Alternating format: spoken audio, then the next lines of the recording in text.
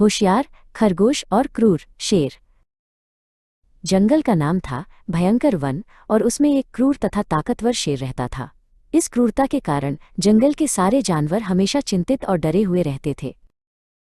वो शेर, जिसका नाम केसरी था, अपनी ताकत के नशे में चूर था। उसकी एक ही इच्छा थी, जंगल पर राज करना और अपनी दहाड़ से सबको डरा कर रखना। केसरी ने जंगल में एक खतरनाक नियम बना दिया था। रोज एक जानवर को उसके पास जाना पड़ता था भोजन के रूप में। इस क्रूरता से सब जानवर बहुत परेशान थे। बहुत सोचने के बाद जानवरों ने फैसला किया कि वे बारी बारी से शेर के पास जाएंगे, ताकि बाकी सब कुछ दिनों के लिए बच सकें और कोई समाधान खोज सकें। आज बारी थी छोटे मगर होशियार खरगोश विवेका की। उसने अपनी पिछली सफलताओं को याद किया और सोचा, आज मैं अपने दिमाग की शक्ति का इस्तेमाल करूंगा, न कि पैरों की। विवेका ने जानबूझकर कांटों भरी झाड़ियों और ऊंची घास से होते हुए बहुत देर कर दी। वो धीरे धीरे शांत मन से शेर के पास पहुंचा। केसरी ने दहाड़ते हुए जमीन पर पंजा मारा। इतनी देर क्यों की छोटे जानवर? क्या तुम्हें पता नहीं मुझे भूख लगी है?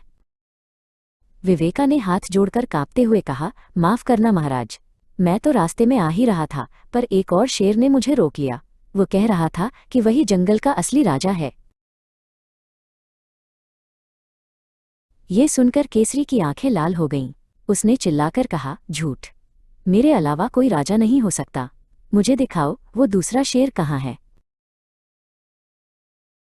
खरगोश विवेका चालाकी से शेर को जंगल के सबसे पुराने और गहरे कुएं के पास ले गया, जिसके पानी में साफ परछाई दिखती थी।